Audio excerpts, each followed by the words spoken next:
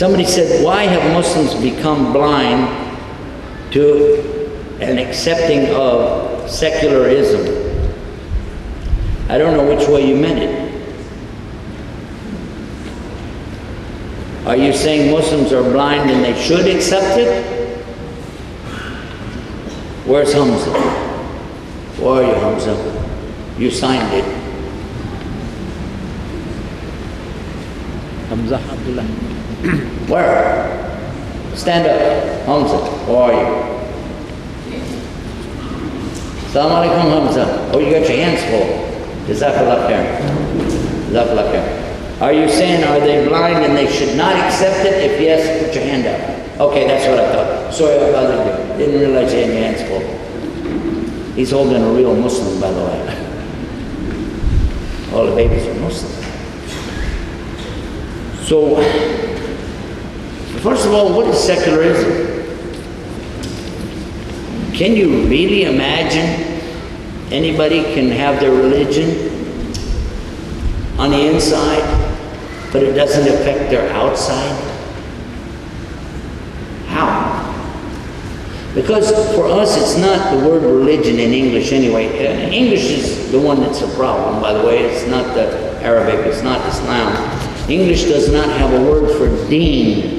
So we use the word religion. All the time I'm saying religion tonight, referring to Islam, I'm actually referring to the word deen, and deen doesn't mean religion. The best meaning is way of life. Now, how can you take your way of life and then leave it when you go out into the world? That doesn't make any sense. Whatever you do is your way of life. Even a non-Muslim who is an atheist, who doesn't believe anything at all, he still has a deen. Yes or no? And it says in Quran, what you say to somebody who wants you to worship what they worship, لَكُمْ دِينُكُمْ وَلِيَ دِينٍ. And whoever is worshiping man-made laws, even if they said, well, I don't believe in any God, well, you're accepting some kind of laws, and that's a part of deen. When you accept man-made laws over Allah's laws, you're changing this deen of Allah for another deen. And it's not me, I didn't say it.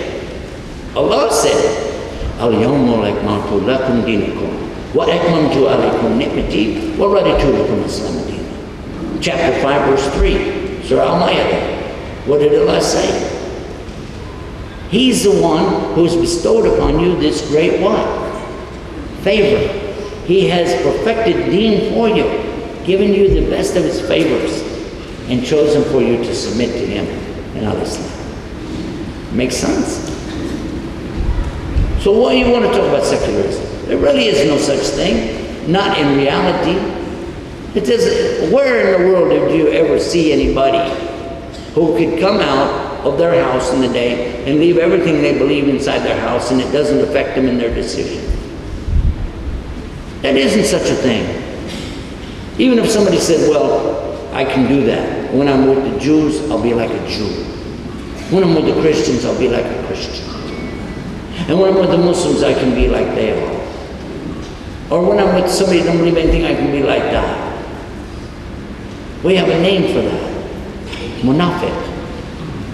Hypocrite. It's a lie. It's better to look at it from this standpoint. When people talk about secularism, what they're talking about is they want to separate man-made religion from what the people want to do. People's government, open to the general public, as opposed to some man-made religion controlling it, and I agree with that 100%. And they call that secularism. But the real problem comes in from what? From the fact that there are religions out there that are corrupted, that are not really from Allah, and it has the influence of human beings on it. Then what do? It gets tough. But let us look at the situation that we find ourselves in today. Is there a Khalifa state?